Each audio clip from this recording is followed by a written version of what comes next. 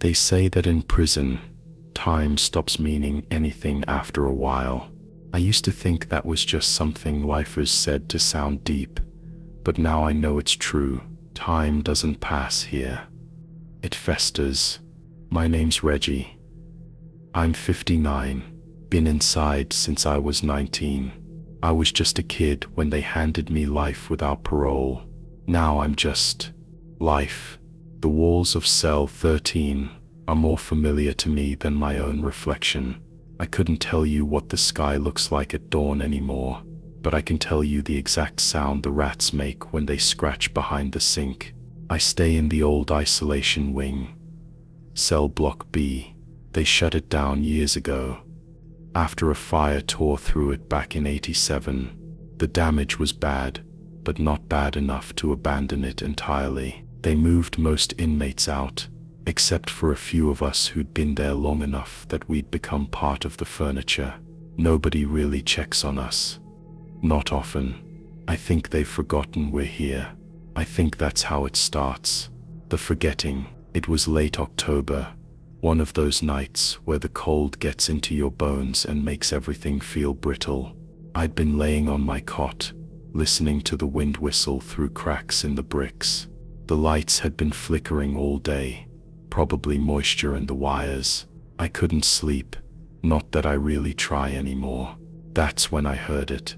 Knock, knock, 3 knocks. Slow, measured, coming from cell 9. Now cell 9's been empty since the fire. I remember the guy who used to live there, Curtis Bell, big dude, always humming gospel under his breath. The kind of man who didn't belong in a place like this. He burned alive in that fire, screamed the whole time. They say he was locked in when it started. No key, no help, just flames and prayers that went nowhere. After that, they sealed cell 9, welded the door shut. Even the guards won't walk near it. They say the steel's still blackened underneath the paint, like the fire's still smoldering. So when I heard the knocking, I thought I was imagining it. Prison plays tricks on your mind. You start hearing things, seeing things, but then it came again. Knock, knock, knock. I sat up, listened hard. The sound was hollow, like knuckles against thick iron. It wasn't random. It was deliberate. I got up and pressed my ear to the wall. Nothing. So I did something stupid. I knocked back. 1, 2, 3. There was a pause, maybe 10 seconds. Then knock, knock, knock. This time it was louder, closer, like it knew I'd answered. That whole night, I didn't sleep. I sat on the floor with my back to the wall, staring into the dark, listening. The knocking never came again that night, but the silence it left behind felt worse. The next night, same thing, right around 3 a.m. Knock, knock, knock. I ignored it. The night after that, it came again. Knock, knock, and then whispering. Not words I could understand, just breath against the wall. A rasp, like lungs filled with ash. It felt like it was crawling through the cracks, searching. I stopped talking to the other inmates. Not that there were many of us left in this wing. Most had died, been transferred or gone mad. One guy, Simpson, started digging into his wall with a spoon. Said he was trying to get to the source of the knocking. Said he needed to know what it wanted. He hanged himself in the showers 2 days later. After that, I didn't need convincing. I kept quiet, kept to myself, but the knocking didn't stop. Sometimes I'd try covering my ears with a pillow. Sometimes I'd scream into the dark, just to hear my own voice over the sound. Sometimes I'd talk to it, not because I wanted to, because it felt like it was asking. I started telling it my story, about how I got locked up, about my mother, about the night I stabbed that man, about how I never meant to kill him, about how his face still shows up when I close my eyes. The knocking never responded with words, just those 3 knocks. Every night, Until one night, it changed. That night I'd been crying, not loudly, just little shudders, the kind that come when you realize you're closer to death than to any kind of release. And then I heard it. Knock, knock, knock. But this time, something scraped across the floor on the other side of the wall, slow, dragging. Then, a whisper. Reggie, my name, not spoken, exhaled. I froze. I hadn't heard my name spoken like that in years. It sounded familiar, not like a guard, not like another inmate. It sounded like my own voice. That's when the smell hit me. Burnt flesh, charred hair, the acrid stench of smoke that seeps into your lungs and never leaves. I gagged and stumbled away from the wall, and still, the knock, knock, knock, knock. I didn't sleep, couldn't. When morning came, I told the guard, begged him to open cell 9, to check it. He laughed and told me, that cell doesn't open. Then he walked off, like I'd just asked him to check the weather. I didn't bother trying again. Now, weeks later, the knocking has stopped. No more voices, no more smells, just silence. But it doesn't feel like peace. It feels like waiting. Some nights, I feel heat rising from the wall. I dream of Curtis Bell's face, blistered and peeling, staring through the bricks. And sometimes, in those moments between sleep and waking, I hear my name again, whispered from deep behind the stone. I think I opened something that can't be closed, and maybe, just maybe, cell 9 isn't empty anymore. The water in the prison showers never runs clear. It's always rust-colored, like the pipes themselves are bleeding. The floor tiles are cracked and stained with decades of grime, footsteps ground into the grout, like old memories refusing to die. It's always cold in there, no matter the season, the kind of cold that slips between your ribs and makes you feel hollow, the kind of cold that tells you you're not alone. My name's Wallace. I'm 42, in for robbery and attempted murder, to been inside for nearly 20 years. When I first arrived, I was angry, mean, loud, ready to prove I was the baddest bastard on the block. But time has a way of carving things out of you. Now I'm quieter. Still mean maybe, but quieter. They call me Wall because I keep to myself. I don't join gangs, don't do favors, don't make enemies. I watch. I remember. That's how I've survived this long. It started 2 months ago. I had the night shift cleaning duty, one of those rotating punishments for bad behavior. The showers were my job, always the worst. Slippery mold, clogged drains, hair clumps the size of rats. It was just after 2 a.m. when I started scrubbing. The place was empty, dead quiet, except for the sound of water dripping from a busted pipe overhead. I had headphones in. Old things passed around from cell to cell, playing static more than music. Still, it was better than listening to the silence. I was scrubbing near the last stall, where the light overhead flickers and hums like it's trying to stay alive. That's when I saw it.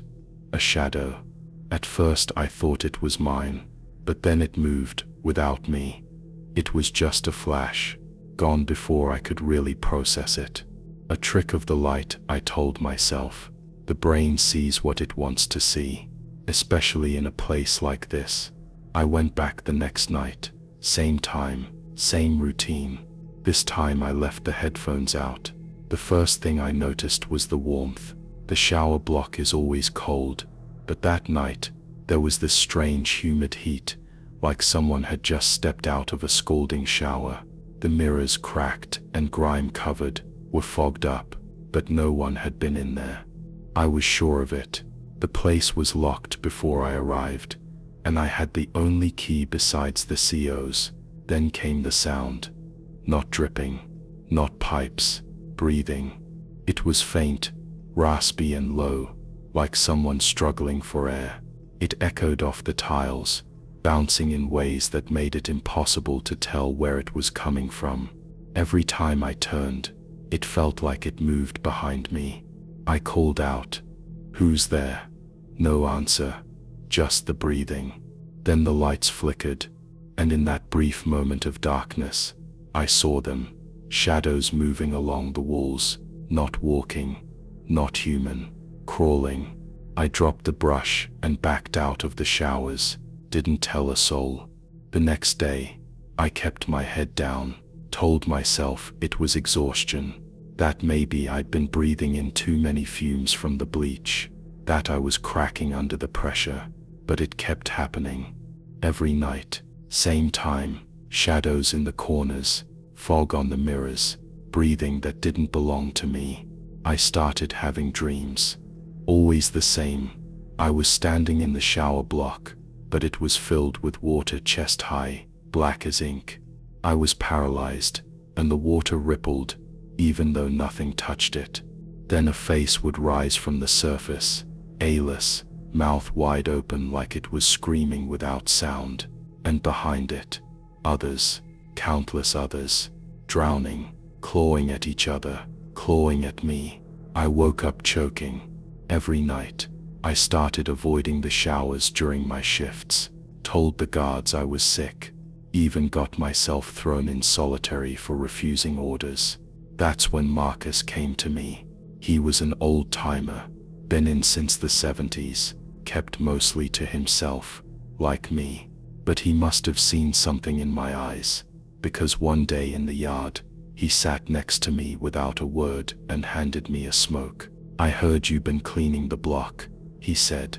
I nodded. He took a drag and looked straight ahead, like he was watching something only he could see. "Used to be a different kind of place. Them showers," he muttered. "Back when the guards ran things. Rougher." I didn't say anything. "They used to drown guys in there," he continued. "Guards, other inmates, hazing, punishment, whatever. Hold their heads under till they stop twitching, then say it was an accident." I swallowed. "How many?" I asked. He shook his head slowly. "Too many." That night, I went back, not to clean, not to run, to see. I brought a lighter with me, one of those tiny prison-made ones, spark and tissue. I lit it. Even though the overheads were still working, I needed something warm, something alive. I walked stall to stall. Each one felt colder than the last, until I got to the final one, the one with the broken light. I stood there, staring into the dark corner of that last stall, waiting.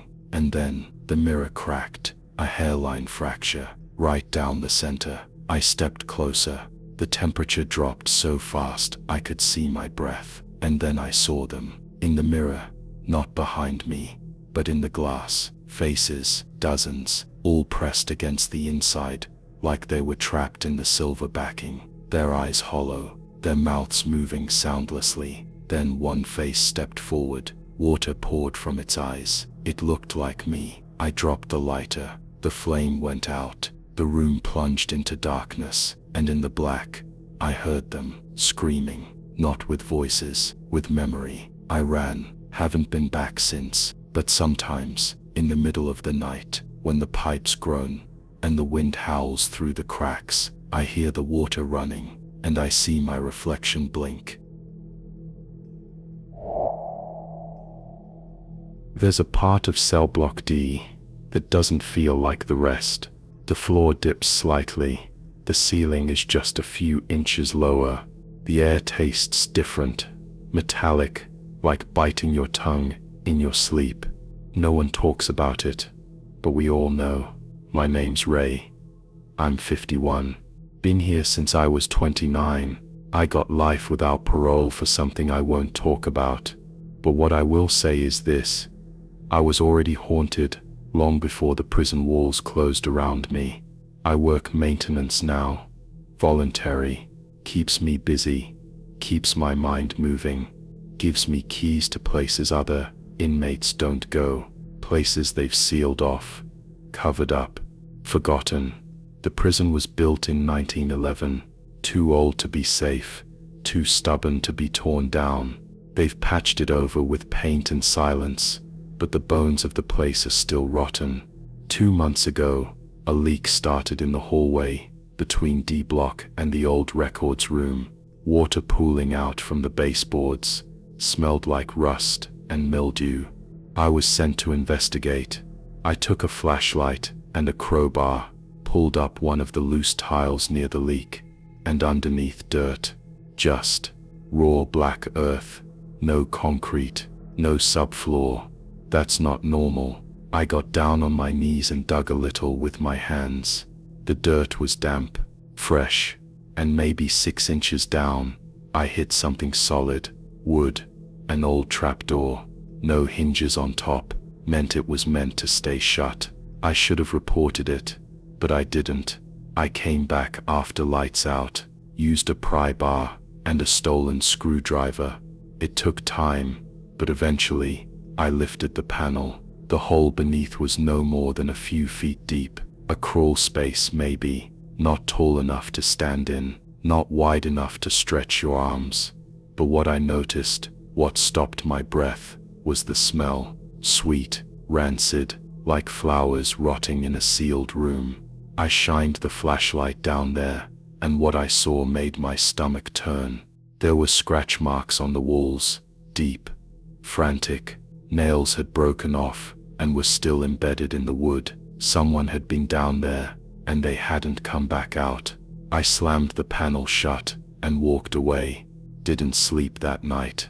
Couldn't. Every time I closed my eyes, I imagined someone looking up from the dark, mouth open in a silent scream. The next morning, I told myself I imagined it, that it was some old storage crawl space, maybe used in the 1930s or something. But the prison doesn't build spaces you can't stand up in. Later that week, they assigned a new kid to D block. Quiet type, looked maybe 20, barely old enough to shave, kept to himself, moved like he was always listening for something. One night, he came up to me in the yard and said, "You ever hear a baby crying under the floor?" I stared at him, dead cold. He shrugged and walked off like it was nothing. That night, I returned to the spot. The hallway was empty, the air colder than usual. I stood on the tile above the trapdoor and waited. Nothing. I leaned down, put my ear to the floor,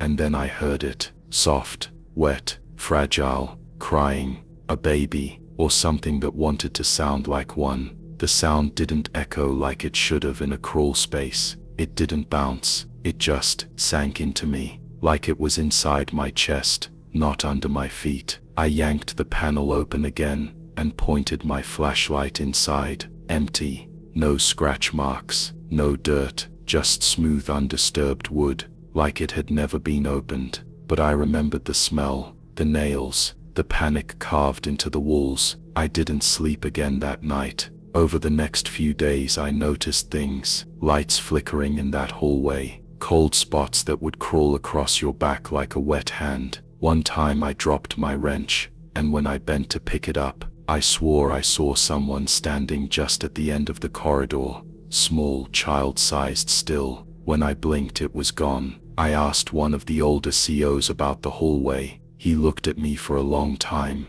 then said, "They used to keep women and children here, back in the day, during war times. Said it was safer to house them under the prison, like fallout shelter stuff. But they sealed it all up in the 50s. Said there was an accident." "What kind of accident?" I asked. He shook his head. "The kind you bury." I couldn't let it go. The crying got louder each night. Not just a baby anymore. Multiple voices, whimpering, pleading. The floorboards would creak under my bed at night, like someone crawling underneath. One morning, I woke up to dirt under my fingernails. I don't remember digging, but the bed frame was shifted, like I tried to move it over something. I went to the chaplain, not because I found God, but because he listens. He told me some places carry pain like a scar, visible only when you press in the right spot. "Maybe the ground's remembering," he said. "Maybe you're the one pressing." I stopped going near the hallway, but it didn't stop. One night, I found the new kid, the one who asked me about the crying, sitting outside his cell, just sitting there, rocking back and forth, hands over his ears. He was whispering something. I leaned in. He kept saying, "I didn't leave her. I didn't leave her. I didn't leave her," over and over. They took him to psych later that morning. He hasn't come back. Sometimes, I hear him crying too, under the floor, now every night, at 3:17 a.m. The exact time I first opened the trap door, I hear something scraping beneath my bunk. It's not loud, it's not violent, but it's persistent, like fingernails, dragging upward. I haven't opened the panel again. I won't, because now I dream of the crawl space. Only in the dream, it isn't small, it stretches forever, and at the far end, something's crawling toward me, slow, pale, and smiling with too many teeth. The prison yard has a way of flattening everything: time, hope, memory. It's a dull square of earth, surrounded by taller fences than you'd think necessary. Men walk circles in the dirt, like it's going to lead them somewhere. But there's one corner of that yard, past the broken weight bench and the rusted-out pull-up bar, where no one ever walks.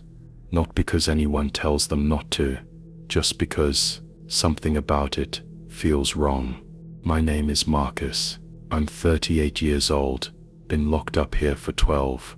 Armed robbery. Stupid decisions made when I was angrier than I knew how to handle. I try not to lie to myself anymore. I did what they said I did. I just didn't expect the punishment would echo the way it does. The first time I noticed the patch of land, it was subtle, like the earth was caving in, just slightly, like a shallow bowl. The grass around it didn't grow quite right. It was always a different color, damp when the rest of the yard was dry, as if it remembered rain when nothing else did. At first, I figured it was nothing, maybe a busted pipe or poor drainage, but then it started changing, slowly, subtly, day by day. The dip grew deeper, more pronounced. One morning, I wandered closer than usual. I don't know why. I just felt pulled. The dirt was soft, too soft. I knelt down and reached in. I didn't expect to feel something solid. It was a box, small, rusted, nearly eaten through. I wrestled it from the earth, wiped it off, and pried it open. Inside was a faded photograph of a woman with a tight-lipped smile, a crude child's drawing on yellowed paper, and a note folded so many times it had nearly torn through. The writing inside was barely legible, addressed to someone named Eleanor. It spoke of missing her, of guilt, of something that had gone wrong. The letter felt too intimate to be lost like this, and yet, there it was. That night, I couldn't sleep. The note's voice stayed with me, the way it hinted at something unspoken, something unfinished. I stared at the ceiling until morning. When yard time came again, I went straight back. The hole was deeper. This time, there was no box, just dirt. I dug with my hands until my fingers hurt. Eventually, I found a toy, an old wooden car. It had chipped red paint, and the wheels no longer turned. I held it longer than I should have, like it had weight beyond the physical. It kept happening. Each day I visited, the hole was slightly deeper, as if it were digging itself. I started finding more things, trinkets, fragments, tokens of lives I didn't know, a cracked locket, a broken watch, a child's shoe, and always wrapped in that same heavy silence. Then the whispering began. At first, I thought it was wind, but there wasn't any wind, not in that dead-hot corner of the yard. The whispers didn't come from above, they came from the hole, from beneath. Just a few words at first, names I didn't recognize. Please, soft sobs. I didn't tell anyone. Who would believe me? This place breaks minds, everyone knows it. Maybe mine had finally cracked, but I started dreaming about the hole. In the dreams, I was buried in it, not dead, just resting. below the surface with the trinkets, lying still among the memories. I would wake up breathless, my mouth dry, my hands clenched into fists full of imagined dirt. It wasn't long before I stopped caring about anything else. Meals, roll call, my sentence. All I thought about was the hole. It needed me, or maybe I needed it. I spent hours at its edge, staring down, waiting. Sometimes I'd hear voices call to me, not whispers now, but full sentences, regrets, confessions, little truths no one else had ever heard. I started writing them down. I didn't want them to disappear again. I'd scribble in the margins of books, on napkins, toilet paper, anything I could get. I filled pages and pages. I didn't even know the names of these people, but I knew their stories. I could feel them like they were burned into my skin. Eventually, the guards noticed. One caught me knee-deep in the hole, dirt all over my uniform. They thought I was trying to dig out. They dragged me to the hole's edge, yelled, threatened me, but I didn't explain. I couldn't. How could I tell them that I wasn't trying to escape? I was trying to listen. They filled the hole the next day, poured cement into it like it was some kind of wound that needed stitching. And maybe it was, but I still hear them. The voices didn't stop. They just changed direction. Now they whisper in my cell at night, from the corners, from beneath the mattress. Sometimes they hum, a lullaby maybe, or a funeral song. I don't know anymore. I keep writing. It's the only thing that keeps me tethered. I write their words, their stories. I remember them so they don't vanish, so the hole doesn't win. But I forget myself more and more each day. Sometimes I struggle to remember my own name, my own crime. It's like I'm just a vessel now, a page they write on. I know I'll end up back in that hole one day. Maybe not physically, but part of me already lives there. Some holes are dug to bury secrets, others to let them out. I don't know which kind it was. There's a section of our block they don't use anymore. Old stone walls too cracked for rehab, rusted bars that don't slide easy, fluorescent lights that flicker more than they glow. The last stretch of cells before the utility wall is a dead zone now. No one's assigned there, not even for overflow, but I was. My name's Ellis. I'm 42, and I've been inside for most of my adult life. Assault, possession, a list long enough to hang a man if you stretched it. I've always been quiet, not the type who yells during lockdowns or fights for commissary scraps. I just keep my head down. That's why I was chosen. The guard, Lazaro, he said it was temporary, was shuffling inmates. Just for a week, he told me, half apologizing. You'll be in the last cell on the left. Just sit tight. Then he handed me a cot roll, pointed down the dim hallway, and walked away. I didn't think much of it until I got there.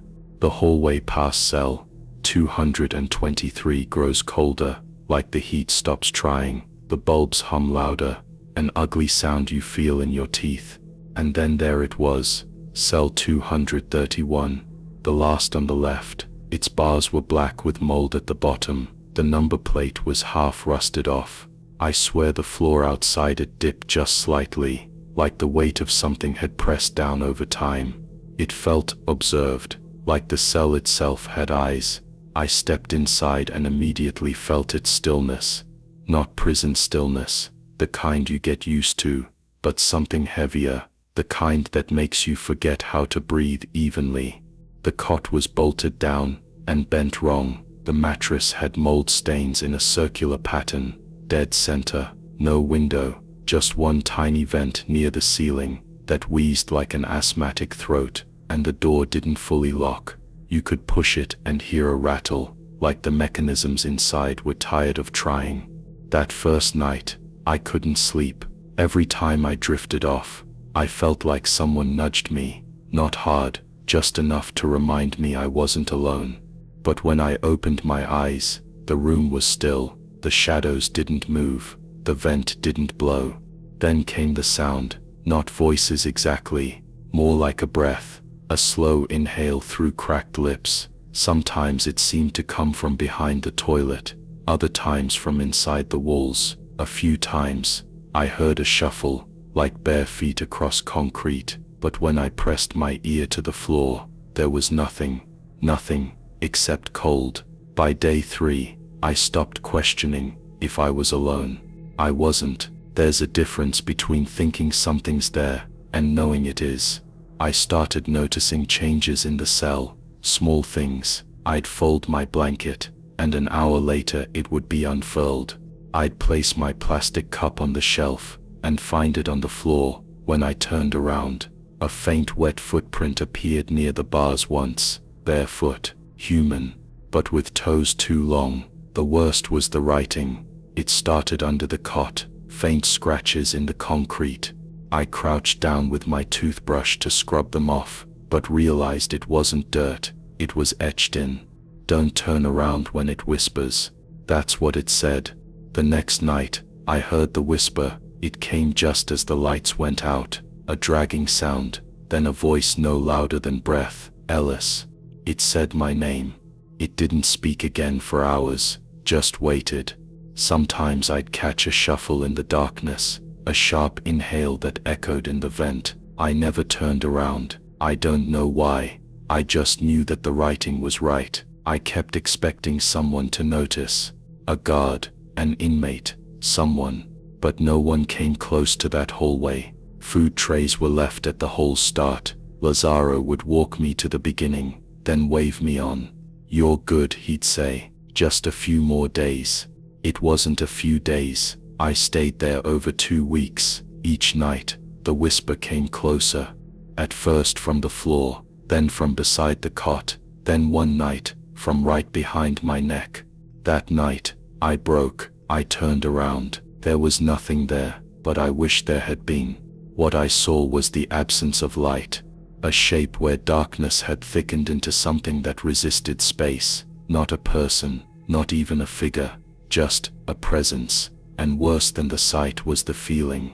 It wanted me to stay. I don't mean physically, I mean myself, my essence, my thoughts. It wanted to wear me like a memory. I knew in that moment, if I slept in that cell again, some part of me would stay behind, whispering the name of the next man, unlucky enough to be sent there. I stopped sleeping. I stayed awake 4 nights straight, talking to myself, chewing my thumbnail until it bled, pacing until my legs shook. I knocked on the bars until Lazaro finally came. "You look like hell," he said. "I need out." I whispered, "Now." He nodded. No questions. It was like he'd been waiting. He walked me back to the regular block, without a word. As he opened my new cell, I finally asked, "Why'd they even put me in that cell?" He paused. "No one's supposed to stay there long. We usually keep it locked. Some guys don't come back right. You seemed quiet. We figured you could handle it." I stared at him. "And what the hell is it?" He met my eyes for the first time. "No one knows, but it never leaves the cell, not yet." That night in my new cell, I still didn't sleep. I could feel it, like the air under my bed was breathing. But it was just echoes, just the ghost of that place following me like a scent. I wasn't the same after that. I started talking less, writing more. Not letters, just marks. I don't even know what they mean. I draw them on my arms, on my sheets, into the soap when I shower. Sometimes I wake up mid-sentence, whispering names I don't know. I think part of me stayed.